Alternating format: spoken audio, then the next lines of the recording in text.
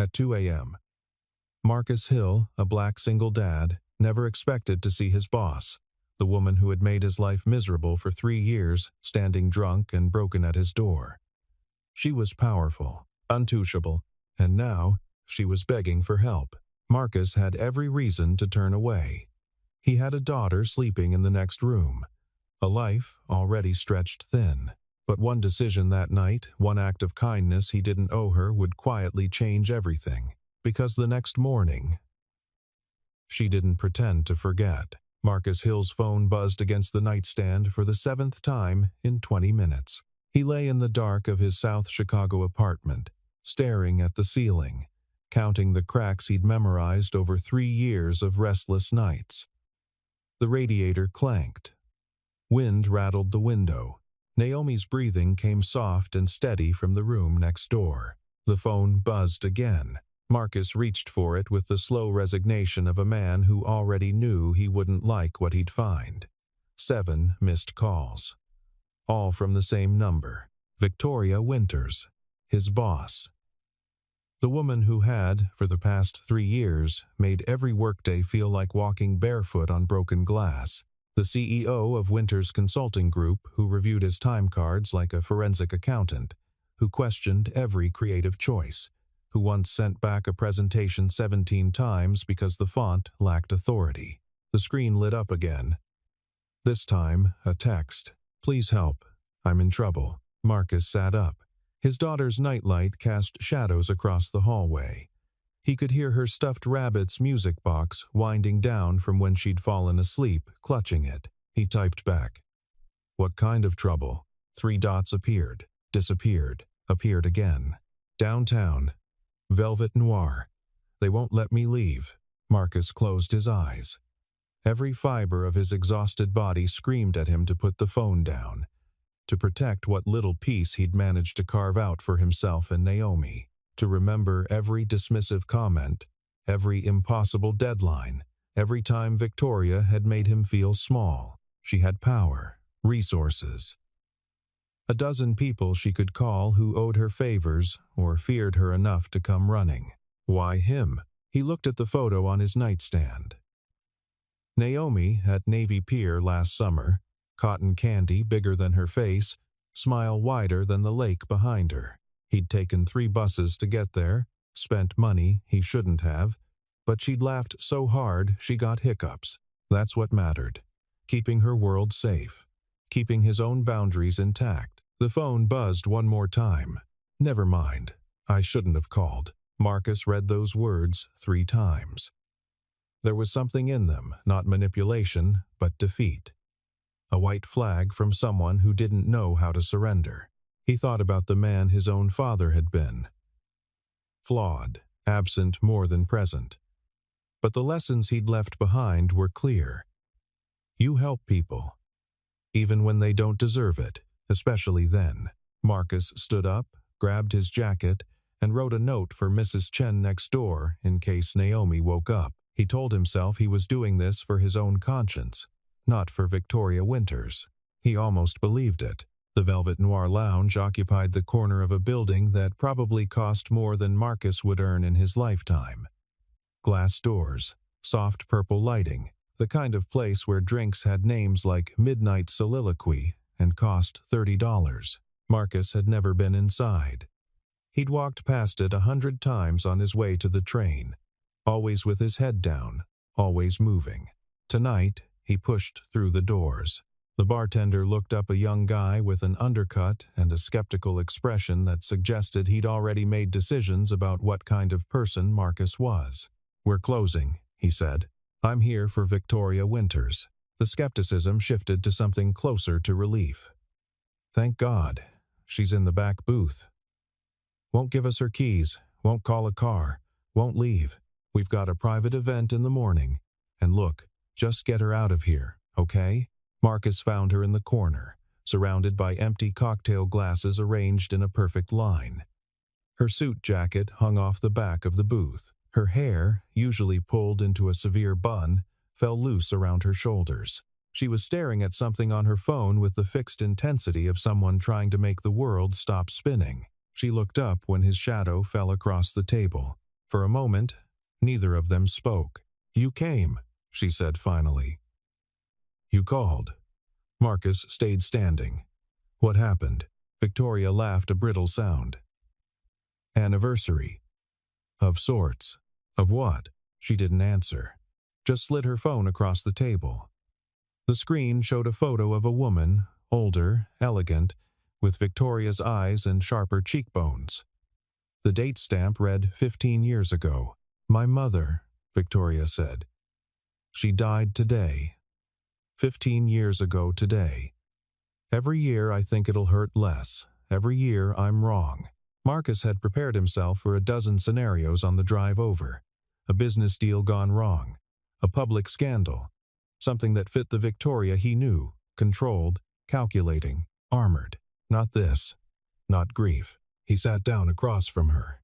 "The bartender said you won't give them your keys. Because I'm not an idiot. I know I can't drive." She gestured vaguely toward the bar. "But everyone here recognizes me. If I call a car and someone takes a photo, if this gets out, you care that much what people think? I care that much about my company." Victoria's eyes focused on him with sudden sharpness. "And you should too. Your job is attached to my reputation." There it was.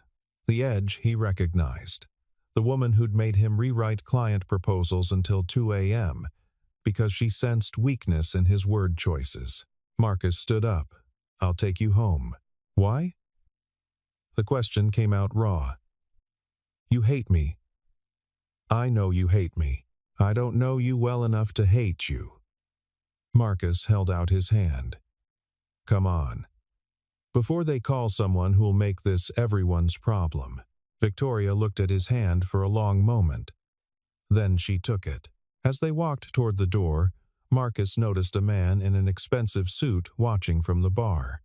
The man raised his glass slightly, a gesture that might have been acknowledgement or judgment, or both. Marcus didn't recognize him. But something about the man's measured gaze suggested he'd just filed away this moment for future reference. Outside, the January wind cut through the street like a blade. Victoria stumbled on the curb, and Marcus steadied her without comment. She pulled away quickly, too quickly, but then seemed to realize she needed the support and let his hand remain on her elbow. "Where's your car?" she asked. "Don't have one." "We're taking the train, then a taxi." Victoria stopped walking. "The train? Unless you've got a better idea at 2:30 in the morning." She didn't. So they walked. The Red Line train car was nearly empty. A man slept across 3 seats at the far end. 2 nurses in scrubs sat near the door, speaking quietly in Spanish. The fluorescent lights hummed with the particular loneliness of late-night public transit. Victoria sat by the window, watching the tunnel walls blur past. Marcus sat beside her, maintaining exactly 12 inches of distance. For 10 minutes, neither spoke. Then Victoria said, "You have a daughter." It wasn't a question. Marcus had Naomi's school photo taped to his cubicle wall, the one thing he'd insisted on keeping, despite Victoria's minimize personal distractions policy. "Naomi." "She's 8. Just the 2 of you?" "Just the 2 of us." Marcus kept his eyes on the tunnel. Her mother left when Naomi was 6 months old. Decided she wasn't cut out for the whole family thing. Victoria turned to look at him. "I'm sorry." "Don't be. We're good. We have a routine. Thursday is pizza night. Saturday mornings we do pancakes. She beats me at checkers every single time, and I'm pretty sure she's not even cheating. You sound happy." "I am." Marcus met her eyes. "Most days." The train lurched around a curve. Victoria gripped the pole, and Marcus noticed her hand shaking. "Why are you helping me?" she asked quietly. Marcus thought about lying, about giving her an easy answer that would let them both maintain their roles, employee and employer, distant and transactional. Instead, he told the truth, because it's the right thing to do. Because somebody helped me once when they didn't have to, and I remember what that meant. Because you're a person, and people shouldn't be left alone when they're hurting. He paused. "Even people who make my life difficult?" Victoria's laugh was soft, almost inaudible over the train's rattle. I do make your life difficult. You do. I'm not sure why. I am. Marcus watched the darkness outside the window. I'm good at my job. I come up with ideas that work. And you can't stand that someone you don't respect keeps proving themselves right. The train slowed into the next station. The doors opened. No one got on. That's not. Victoria started, then stopped. Her shoulders dropped. That's exactly it. The admission hung between them like something fragile. They rode the rest of the way in silence, but it was a different kind of quiet now. Less hostile, more thoughtful. When they emerged from the station, Victoria gave the taxi driver an address Marcus recognized from company letterhead. The Penthouse District, where the city's skyline looked like a jeweler's display case. He'd never been north of River North, except to clean his grandmother's church on Sundays. You don't have to come up, Victoria said as the taxi pulled to the curb. Yes, I do. Marcus paid the driver before she could argue. I'm making sure you get inside safely. Then I'll leave. Victoria didn't protest. She simply led him into a building where the doorman knew her by name, and the elevator had a keycard reader for the top floor. The penthouse was exactly what Marcus expected, and nothing like he imagined. The space was enormous, floor-to-ceiling windows overlooking the lake. Furniture that looked like it belonged in a museum. Art on the walls that probably cost more than a car. Everything was white or gray or steel. Everything was perfect. Everything was empty. No books on the coffee table. No mail on the counter. No shoes kicked off by the door or jacket thrown over a chair. The place looked like a showroom for a life no one actually lived. Victoria dropped her purse on the kitchen island and walked straight to the bar cart, reaching for a bottle. That's probably not a good idea, Marcus said gently. Her hand froze. For a moment he thought she'd argue. Then she pulled back, gripping the counter instead. I don't know how to do this, she said. Do what? This. She gestured vaguely at the space around her. Be here. Be alone with myself. I work 80 hours a week because when I stop working, all I have is... She trailed off. Marcus looked around the apartment again. This time he saw what wasn't there. No photographs, no personal touches. Nothing that suggested anyone lived here except the ghost of someone who'd forgotten how to live.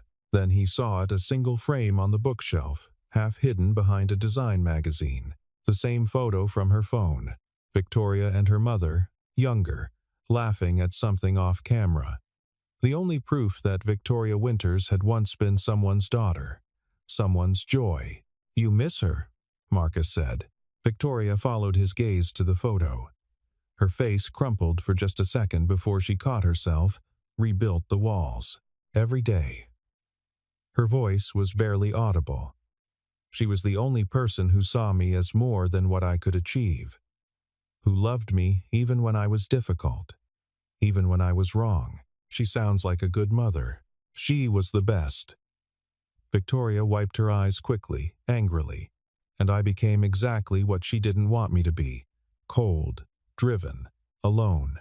Marcus wanted to argue, to offer comfort, to say something that would make this moment less painful. But he'd learned from Naomi that sometimes the kindest thing you could do was simply witness someone's hurt without trying to fix it. So he stood there, said nothing, and let Victoria Winters cry. After a while, she straightened, smoothing her hair back with shaking hands. I should let you go. It's late. Your daughter. Victoria's phone rang. The name on the screen read, Richard Townsend. All the blood drained from Victoria's face. Oh God, Victoria whispered. Oh God, no, not tonight. Who is he? Marcus asked. Richard Townsend, CEO of Townsend Industries. Our largest client, worth 40% of our annual revenue. Victoria stared at the ringing phone like it was a live grenade. He was at the bar. I saw him when we left. He must have. She sank onto the couch, her professional composure shattering. The phone kept ringing. He's going to fire us. He's going to tell everyone what he saw. My board will demand I step down. The company my mother helped me build will. Marcus picked up the phone. Victoria's eyes went wide. Mr. Townsend, Marcus said calmly. This is Marcus Hill, Victoria's senior strategist. How can I help you this evening? There was a pause on the other end. Then, a cultured voice said, I was hoping to speak with Miss Winters directly. Miss Winters is indisposed at the moment.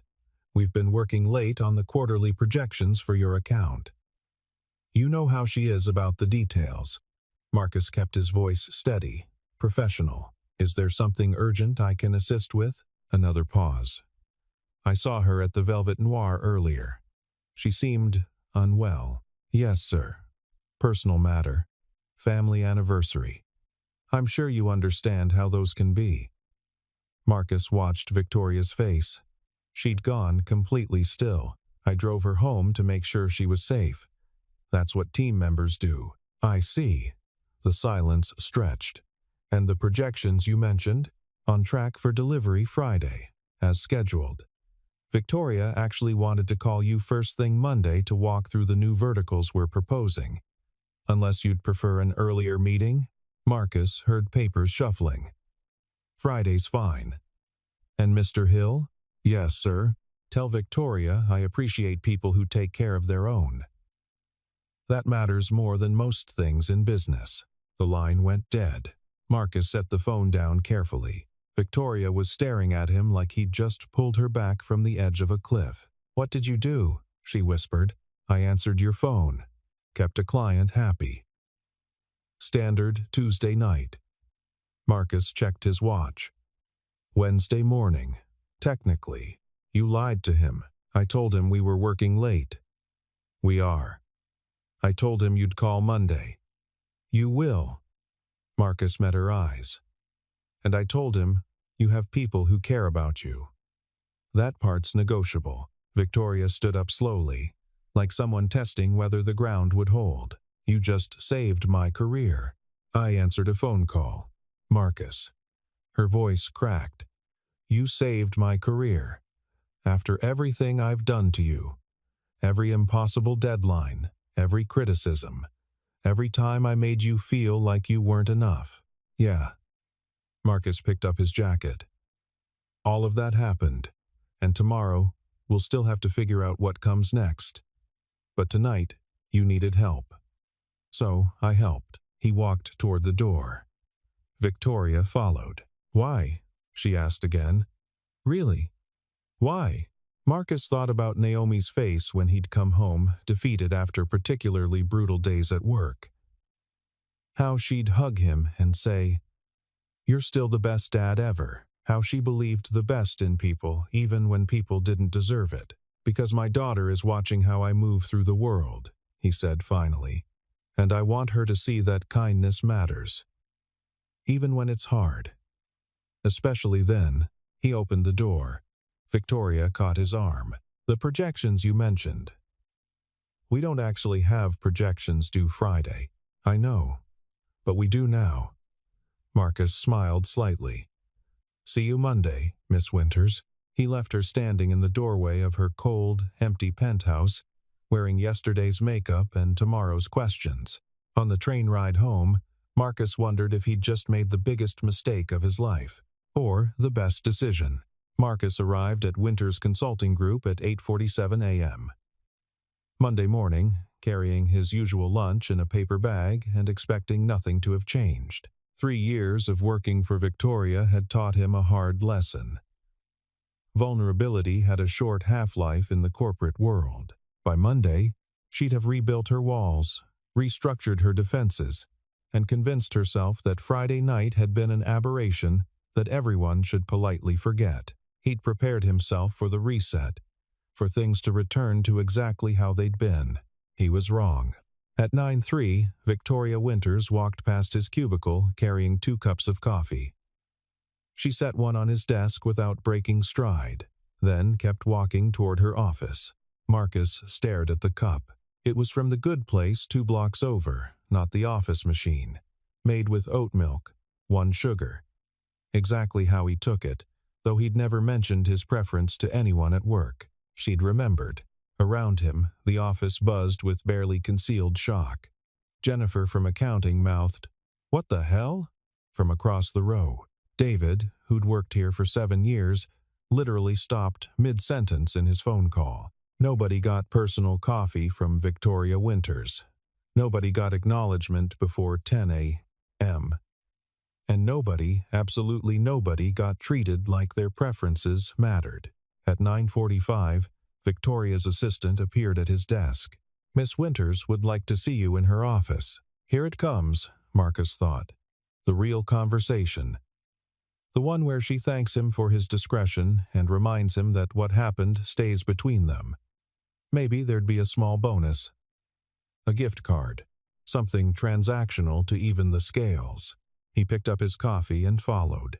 Victoria's office occupied the corner of the building, all glass and steel, and a view that made people forget what they'd come to say. She stood by the window, her back to the door, wearing a navy suit that looked like armor. "Close the door," she said quietly.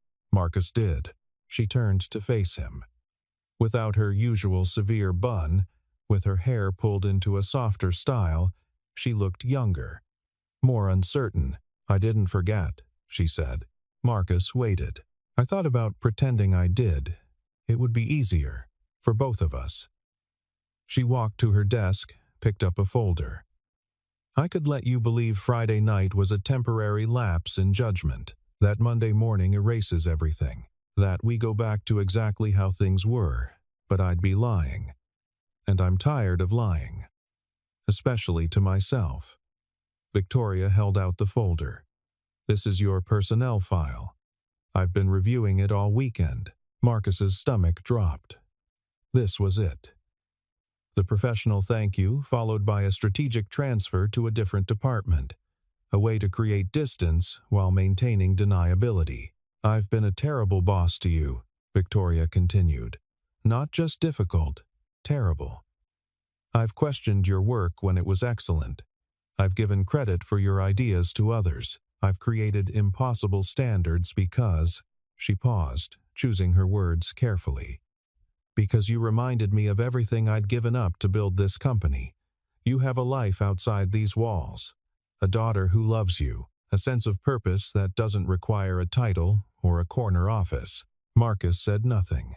He'd learned that powerful people often needed to confess before they could change. "I was jealous," Victoria said simply, "and I punished you for having what I couldn't figure out how to build for myself." She opened the folder. Inside was a promotion letter. Senior Creative Director. Immediate start date. 28% salary increase. Flexible scheduling. Your own team. Victoria set it on the desk between them. "And before you think this is payment for Friday night, it's not. This is what you should have had a year ago." Based purely on merit. Marcus picked up the letter, read it twice. The terms were better than he'd dared to imagine. The flexibility meant he could pick Naomi up from school, be at her soccer games, stop choosing between his career and his daughter. "There's no catch?" he asked. "There's a condition." Victoria met his eyes. "I need help, not with work, with—" She gestured vaguely at herself. "This. Learning how to be a person again. I don't want a therapist. I don't want a life coach.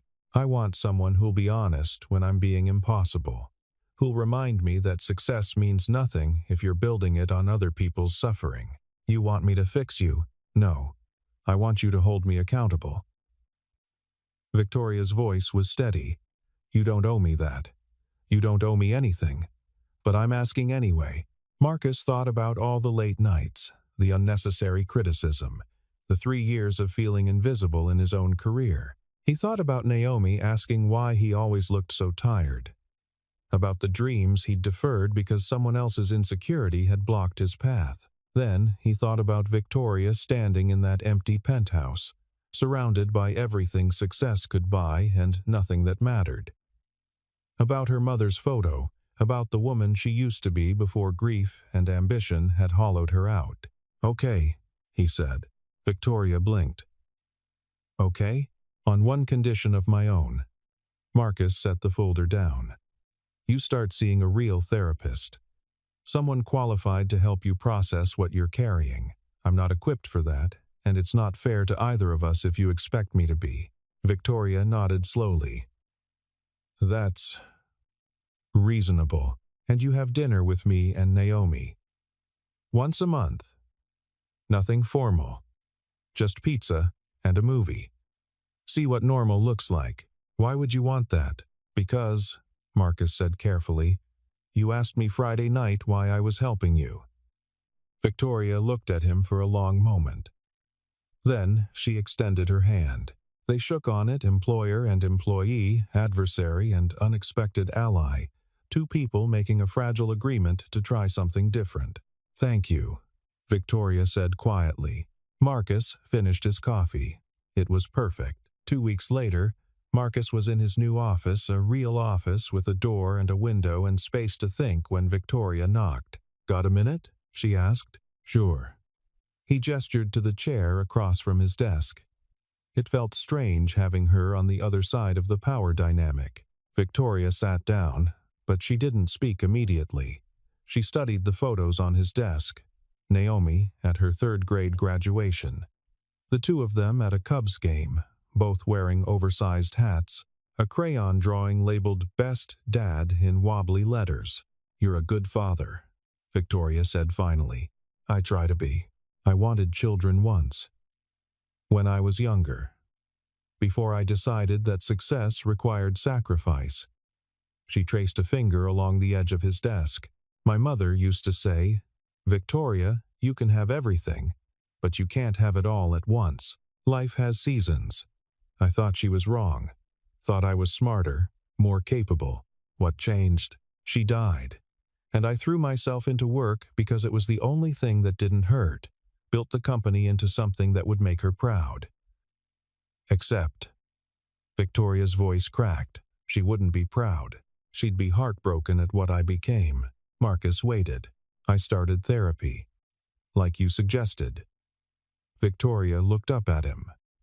First session, the therapist asked me who I was outside of my job title.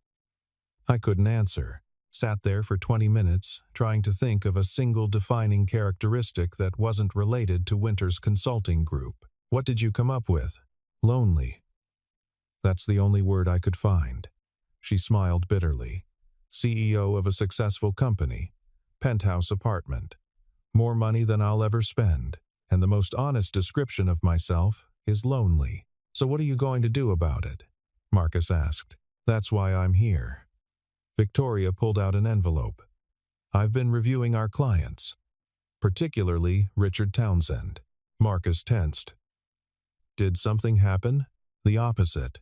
He sent a personal letter to the board praising our team's professionalism and specifically mentioning you. Said he appreciated the way we handled sensitive situations with discretion and care. Victoria set the envelope on the desk. You made an impression. He wants you leading the expansion of his account. That's great? It is. But it made me think about that night. About what you did. Victoria leaned forward. You protected me when you had every reason to let me fail. When my own decisions could have destroyed everything. And you did it without expecting anything in return. I told you why. Because your daughter is watching. Because kindness matters. I know, Victoria interrupted gently, but I never told you why I called you that night, why you, specifically, when I had dozens of other options. Marcus waited, because I knew you'd come. Even after everything I'd done to you, I knew you were the kind of person who shows up. She looked away, and I hated myself for that, for treating you terribly and still knowing I could count on your decency. That's the worst kind of exploitation. So this promotion is what you earned. Nothing more, nothing less. Victoria stood. But I wanted you to know that I see it now. The person I became. The damage I did because I was too broken to admit I needed help. She walked to the door, then paused. Naomi invited me to her soccer game this Saturday. Is that offer still open? Marcus smiled. She's been practicing her corner kicks all week. Fair warning, she's better than most of the boys on the team, and she's not quiet about it. Good. The world needs more girls who take up space. Victoria's hand rested on the doorframe. Marcus, I'm going to get better. At this. At being human. It won't happen overnight, and I'll probably mess up a lot, but I'm trying. That's all anyone can do, Marcus said. After she left, Marcus opened the envelope. Inside was a handwritten note from Richard Townsend, and a separate letter from Victoria's board of directors, formally apologizing for any challenges in your working relationship with Miss Winters and noting his exceptional contributions to the firm's reputation and success. It wasn't just an acknowledgement. It was a paper trail. Protection against any future retaliation, any claim that his promotion was favoritism rather than merit. Victoria had gone out of her way to make sure he was safe. Marcus looked at Naomi's crayon drawing. The stick figure version of him had a cape. Maybe heroes didn't always wear capes, he thought. Maybe sometimes they just showed up at 2 a.m. and answered a phone call. Saturday morning, Naomi woke Marcus up at 6:47 a.m. by jumping on his bed. Is she really coming, your boss lady? To my game? Her name is Victoria, and yes, she's really coming. Marcus caught his daughter mid-bounce. But you need to eat breakfast first. And put on your uniform. And maybe calm down a little. I can't calm down. Nobody's boss ever comes to my games. Jessica's mom always talks about how important her dad is, but does he come to games? No, but your boss is coming to my game, so obviously you're more important. Naomi's logic was unassailable in her own mind. Marcus helped her into her uniform red jersey, number 7, last name Hill printed across the back in letters that seemed too big for her small frame. She looked at herself in the mirror and flexed. I look awesome. You look ready to dominate, Marcus agreed. They arrived at the field early. Marcus set up their folding chairs on the sideline while Naomi joined her team for warm-ups. She waved at him every 30 seconds, just to make sure he was still watching. He was always watching. At 9:23, a Tesla pulled into the parking lot. Victoria emerged wearing jeans, actual jeans, and a sweater that looked like something a normal person might own. Her hair was in a ponytail, no makeup, no armor. She looked terrified. You made it, Marcus said. I almost turned around 3 times. Victoria clutched a coffee cup like a life preserver.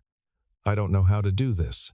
Kids, soccer, normal Saturday things. You just watch and cheer. Naomi does the rest. Naomi spotted Victoria and came sprinting over, cleats kicking up dirt. You're here. You're really here. She skidded to a stop 3 feet away, suddenly shy. Hi. I'm Naomi. Nothing bad, I hope, Victoria said carefully. Nah. Just that you're really smart, but you work too much.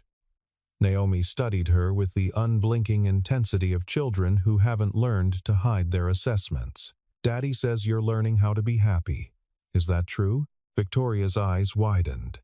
Marcus started to intervene, but Victoria held up a hand. That's very true, she told Naomi seriously.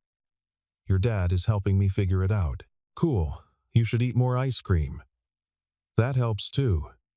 Naomi glanced back at her team. I gotta go. Watch number 12 on the other team. She's really good, but I'm faster. She ran back to the field, leaving Victoria and Marcus in bemused silence. She's... Victoria searched for words. A lot, Marcus finished. But she's mine. They sat down to watch the game. Naomi was right about number 12. The girl was skilled, but Naomi was relentless, chasing every ball like her life depended on it, encouraging teammates, celebrating small victories. In the second half, she scored off a corner kick that bent perfectly into the top corner of the net. Her team mobbed her. She searched the sideline until she found Marcus, then held up both hands in triumph. He was already on his feet, cheering. When he sat back down, he noticed Victoria wiping her eyes. You okay? he asked quietly. She's wonderful, Victoria whispered. You made that confidence, that joy. You created that. We're still figuring it out every day, Marcus admitted. Some nights she has nightmares about her mom leaving. Some days she asks questions I don't know how to answer. But we show up. That's the main thing. After the game, a 3-2 victory, Naomi bounded over, sweaty and triumphant. Did you see my goal? Did you see it? I saw it, Victoria said. You made it look easy. It wasn't easy. Number 12 is really fast. Naomi flopped onto the grass. But I practiced. Dad says practice is what makes you good, not just talent. Your dad is very wise. Naomi rolled onto her back, looking up at them. Are you guys friends now? The question hung in the autumn air. Marcus glanced at Victoria. I think so, Victoria said slowly. Though I haven't had many friends before, so I'm not completely sure what it's supposed to feel like. Naomi sat up. It feels like when someone sees you being silly and they don't make fun of you. It feels like they remember what kind of snacks you like. It feels like you can tell them true things and they don't leave. She picked at the grass. That's what Daddy says, anyway. Then, yes, Victoria said softly. Naomi beamed. Then she turned to Marcus. Can Victoria come for ice cream? Please? You said she needs more ice cream. Marcus looked at Victoria. You busy? I had a meeting at noon, but... Victoria checked her phone, then turned it off completely. I think it can wait. They went to the ice cream shop 3 blocks from Marcus's apartment. Naomi ordered chocolate with gummy bears. Marcus got coffee. Victoria stared at the menu for 3 full minutes before choosing vanilla with caramel sauce. You can get something more exciting, Marcus said. They have 47 flavors. I don't think I know how to be exciting anymore, Victoria admitted. Vanilla feels safe. Naomi reached across the table and patted her hand. That's okay. Sometimes safe is good. When my mom left, Daddy only made me mac and cheese for like 2 months because it was the only thing I would eat. Safe helped. Victoria looked at this 8-year-old girl who somehow understood complex emotional truths better than most adults. You're right, she said. Safe helps. They finished their ice cream. Naomi talked about school, her best friend's hamster, and a book she was reading about dragons. Victoria listened like each word mattered. When they walked back to the parking lot, Naomi hugged Victoria goodbye fierce and quick, then ran to wait by Marcus's car. Thank you for today, Victoria said. Thank Naomi. She's the one who invited you. No. Thank you. Victoria's voice was firm. For showing me what this looks like. Family. Connection. The things that actually matter. She paused. Daddy says you're smart, but you don't know how to be happy. That's what she said about me to you, wasn't it? Marcus nodded. Victoria laughed a real laugh, surprised and genuine. She's 8 years old and she already sees through everyone's bullshit. That's my girl. You're lucky. I know, Marcus said. Every single day. Victoria drove away. In the rearview mirror, Marcus saw her smiling. The monthly dinners became a thing. Not a tradition yet that would take time, but a thing that Marcus, Naomi, and Victoria all came to expect and, surprisingly, look forward to. October. Pizza and a horror movie that Naomi insisted she was brave enough to watch, but spent half of it hiding behind Marcus's shoulder. Victoria laughed every time Naomi shrieked, and after a while, she started shrieking too. The 3 of them ended up watching the rest of the movie with a blanket fort and the lights on. November. Thanksgiving dinner at Marcus's apartment. Victoria brought wine and showed up 2 hours early. I didn't know what time dinner actually starts, she admitted, so she stayed and helped Marcus cook, following his instructions like he was teaching her a complex algorithm. When Naomi said grace before the meal, thanking God for Daddy, our friends, and people who are learning to be happy, Victoria had to excuse herself to the bathroom. December. Ice skating at Millennium Park. Victoria hadn't skated since childhood. She fell 7 times. Naomi taught her how to balance, speaking with the patient authority of someone who'd been skating since she was 5. By the end, Victoria could make it around the rink without holding the wall. She called it her greatest accomplishment of the year. January. Naomi's birthday. A small party at Marcus's apartment with her school friends. Victoria arrived with an enormous present, a telescope Naomi had mentioned wanting once in passing 3 months earlier, when Naomi hugged her and said, "You remembered." Victoria's expression suggested that remembering small things was a skill she was relearning. The dinners weren't the only change. At work, Victoria started leaving at 6 p.m. most nights. She stopped sending emails after 8 p.m. She began asking her team about their lives, their families, their interests beyond their job titles. The transformation was slow and imperfect. She still had moments of sharp criticism, still struggled with control, but the trajectory was clear. She was trying. Marcus saw her trying. So did everyone else. In February, they started meeting for coffee on Saturday mornings, not at Victoria's penthouse or Marcus's apartment, but at a cafe halfway between. Neutral ground where they could talk about things that had nothing to do with work. One Saturday, Victoria brought a photo album. "My therapist suggested I look through these," she said, opening to a picture of a young Victoria, maybe 7 years old, covered in paint, laughing at the camera. "I'd forgotten I used to paint, used to make a mess, used to be capable of joy that didn't require an agenda." "What happened?"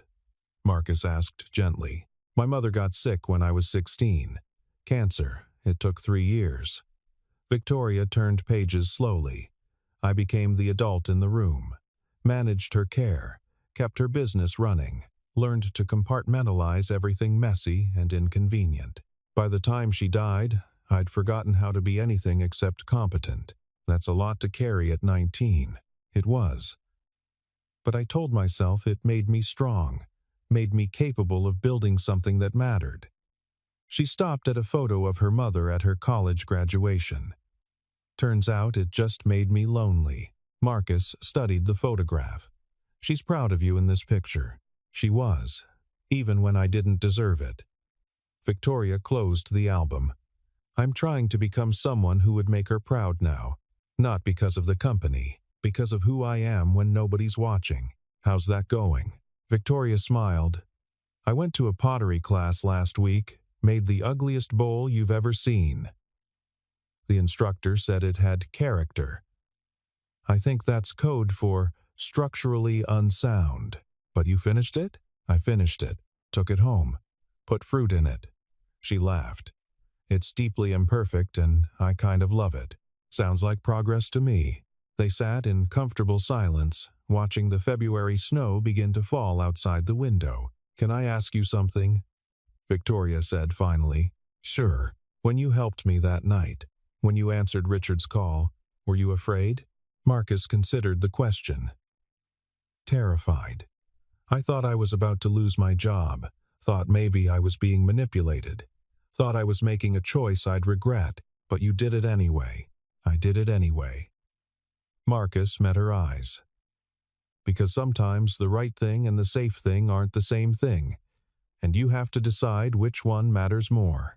I'm glad you chose right." "Me too." By March, they'd fallen into an easy friendship that surprised them both. Marcus found himself texting Victoria articles he thought she'd find interesting. Victoria started sending Naomi book recommendations.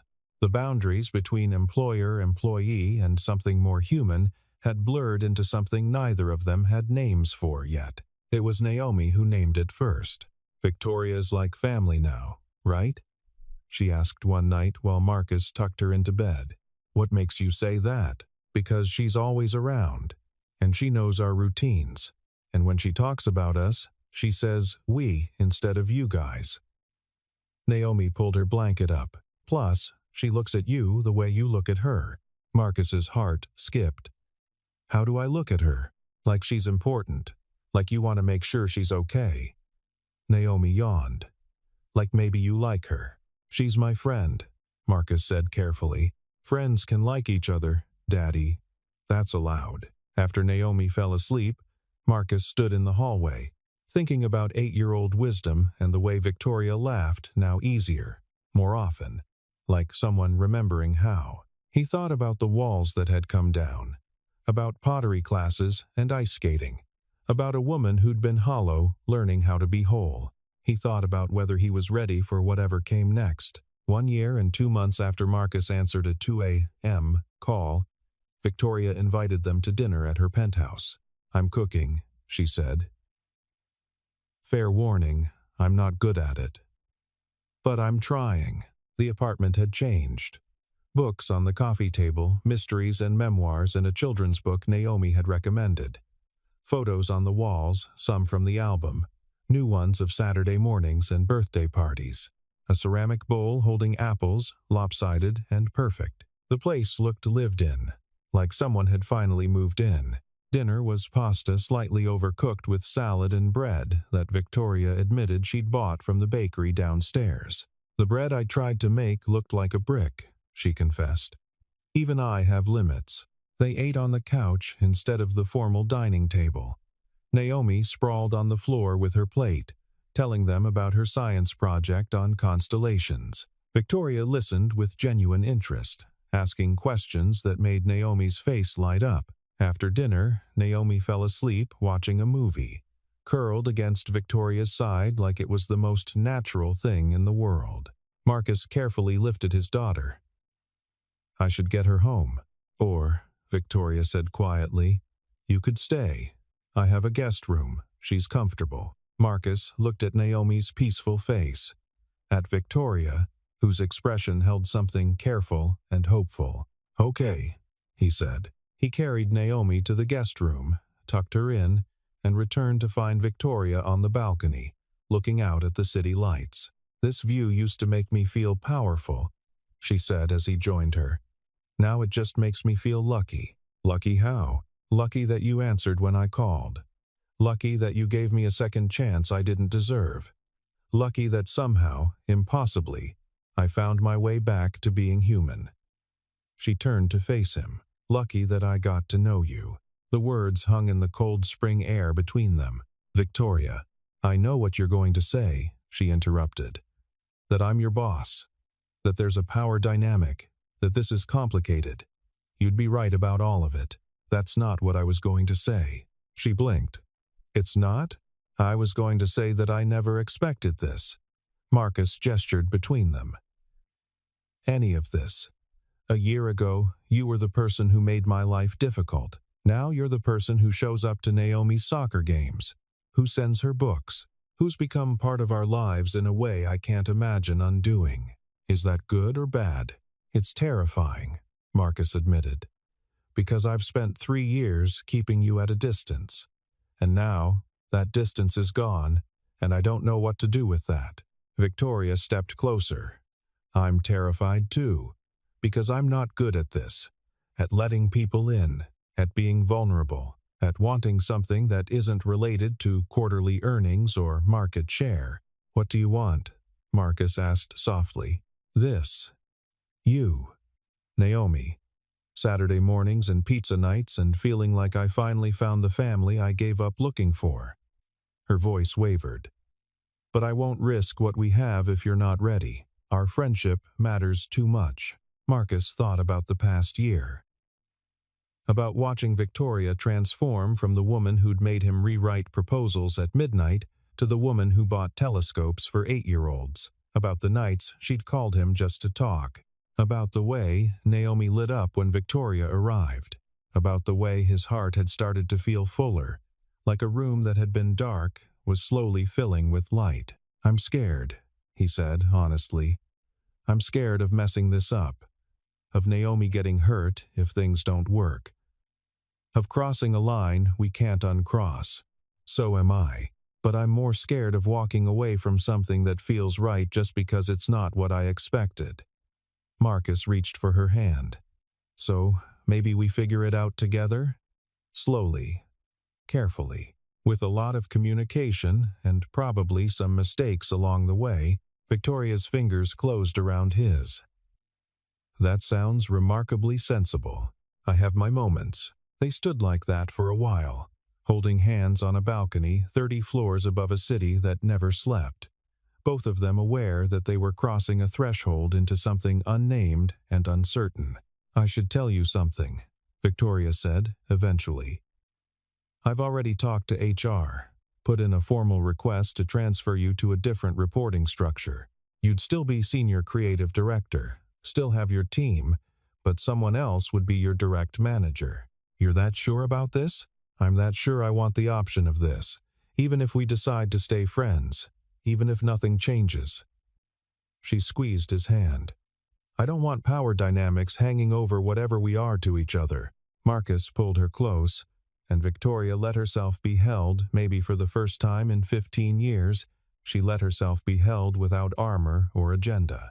"We'll figure it out," Marcus said, into her hair. Together, Victoria agreed. Inside, through the window, they could see Naomi sprawled across the guest bed, one arm hanging off the side, deeply asleep in that way only children can manage. "She's going to be insufferable about this," Marcus said. "She predicted it months ago. She's wise beyond her years. That's what terrifies me most." They went back inside. Marcus checked on Naomi one more time, then joined Victoria on the couch. They talked until 3 a.m. About fears and hopes, about what came next, about how to build something real and lasting from the fragments of who they'd been when they first met. At some point, they fell asleep, tangled together, Victoria's head on Marcus's shoulder, his arm around her waist. That's how Naomi found them in the morning.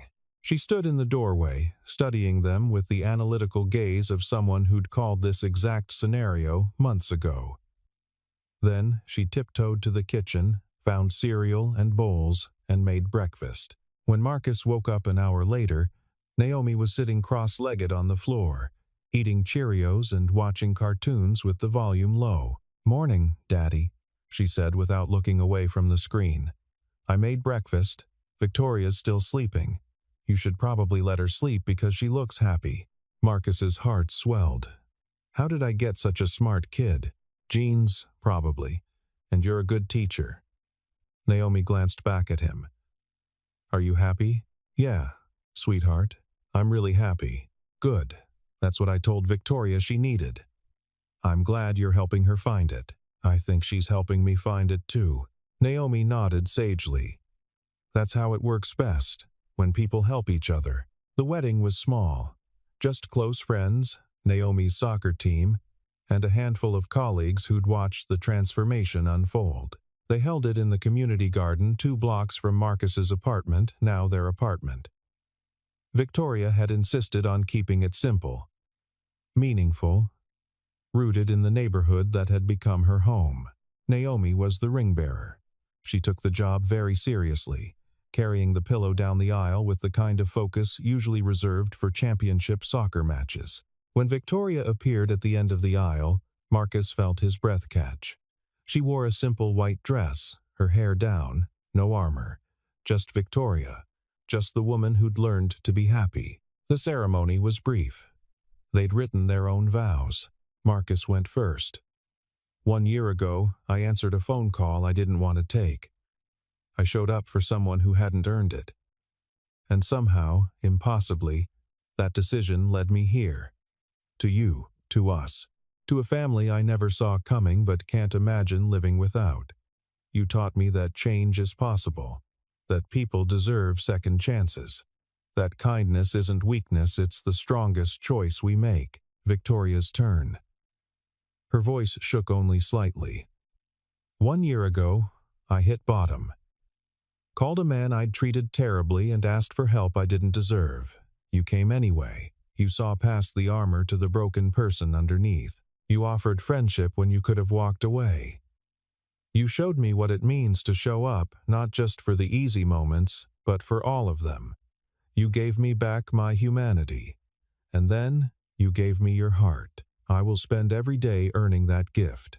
When the officiant said, "You may kiss," Naomi hollered, finally, from the front row, and everyone laughed. The reception was potluck in the garden. Mrs. Chen brought her famous dumplings.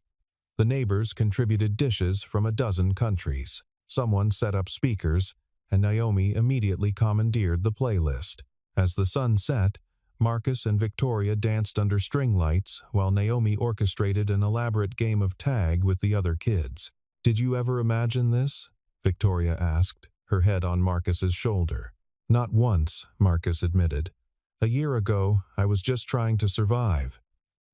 To give Naomi a good life, to keep my head down and make it work. And now? Now I have everything I never knew I needed."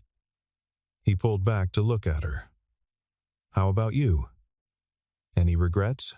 Victoria glanced around the garden at the mismatched decorations, the children running wild, the neighbors who'd become family, at Naomi, who'd just scored a goal in an impromptu soccer game and was celebrating with her usual enthusiasm. "Not a single one," she said. "This is better than anything I could have planned." They danced until Naomi dragged them both into the soccer game. They played until it was too dark to see the ball. They laughed until Marcus's sides hurt. Later, after the guests had left and Naomi had fallen asleep in the car on the way home, Marcus carried his daughter upstairs while Victoria grabbed the leftover cake. They tucked Naomi in together, a routine they'd perfected over the past year. She stirred just enough to mumble, "Love you guys," before burrowing deeper under her blankets. In their own room, Victoria kicked off her shoes and collapsed on the bed with a satisfied groan. "That was perfect," she said. "It was pretty great," Marcus agreed, lying down beside her. "I can't believe I almost missed this. All of this." Victoria turned to face him. "If you hadn't answered that call, but I did. Why? Really? After everything." Marcus thought about it, about the man he'd been a year ago, exhausted and resentful, but still fundamentally decent. About the choice he'd made at 2 a.m., to be kind when kindness wasn't required, because Naomi was watching, because my father taught me to help people, because it was the right thing to do. He pulled Victoria close, and because somewhere deep down, I think I knew you needed someone to see past the walls, to believe you could be more than what you'd become. I'm glad it was you. Me too. They lay there in the dark, two people who'd found each other in the most unlikely way, building a family from broken pieces and second chances. On the dresser, Naomi's latest drawing was taped to the mirror. 3 stick figures holding hands, labeled Daddy, Victoria, and me. Above them, in careful letters, she'd written my family. It wasn't perfect. The proportions were wrong. The colors didn't quite match, and one of Victoria's arms was significantly longer than the other, but it was real, and honest, and full of love, just like them.